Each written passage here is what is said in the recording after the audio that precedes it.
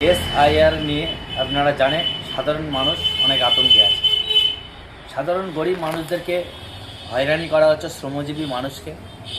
এ তো নির্বাচন কমিশন নয়, যেন এক নির্যাতন কমিশন। যাই হোক, দেখলাম বিশেষ করে সংখ্যালঘু অধ্যুষিত মুসলিমদের, বিশেষ করে মুসলিম এলাকাগুলোয় ফর্ম ফিরে আসছে, হিয়ারিংয়ের নোটিশ আসছে।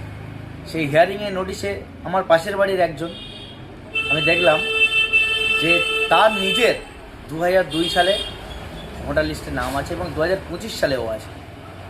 তাকে হিয়ারিংয়ে ডেকেছে, কারণ 2002-এ অ্যাকচুয়ালি তার বাবা মারা গিয়েছে, তার আগে 2002-এ তাকে হিয়ারিংয়ে ডাকার কারণটা হলো, বলছে যে আপনার বাবার সাথে আপনার 15 বছরের ডিফারেন্স। আরে যদি মানতাম 15 বছরের ডিফারেন্স, সে যদি বাড়ির প্রথম সন্তান হতো, সে অথচ শেষ সন্তান। এই আমরা দেখলাম আমার একটা কাকার ছেলের, সেখানে দেখলাম তারা 2 ভাই 2 বোন, কিন্তু নোটিশ এসছে 6 জন নাকি তার বাবার সন্তান। কী করে হয় আমরা তো জানি না। এমনকি আমরা 2 ভাই, আমাদেরও নোটিশ এসছে, সেখানে দেখলাম যে বলছে 6 সন্তান হওয়ার কারণে আপনাদের নোটিশ এসছে।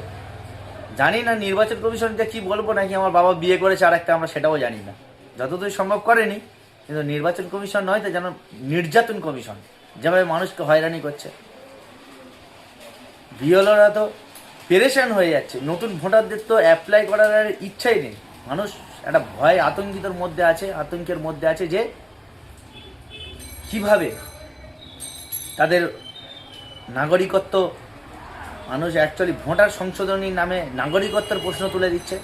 আমরা এই কথা স্পষ্টভাবে জানিয়ে দিতে চাই যে আমাদের ভোটে কেউ প্রধান হয়েছে, কেউ প্রধানমন্ত্রী হয়েছে, কেউ মন্ত্রী হয়েছে, কেউ বিদেশ মন্ত্রী হয়েছে, এমএলএ হয়েছে, এমপি হয়েছে। আমরা যদি অবৈধ হই, অবশ্যই তারাও অবৈধ হবে। তাদের এক বাপকা দেশ নয়। কথায় কথায় শুধু বলে যে ভারত ছাড়। আরে ভারত কি তোর বাপদাদার নাকি ভারত ছাড়বো? ভারত আমরা ছাড়ছি না, কারণ আমরা ভারতীয়। কেউ ভয় পাবেন না এসআইআর নিয়ে, আমরা আপনাদের সব সময় পাশে আছি। সকলে ভালো থাকবেন, সুস্থ থাকবেন, মাথা ঠান্ডা রেখে চলবেন।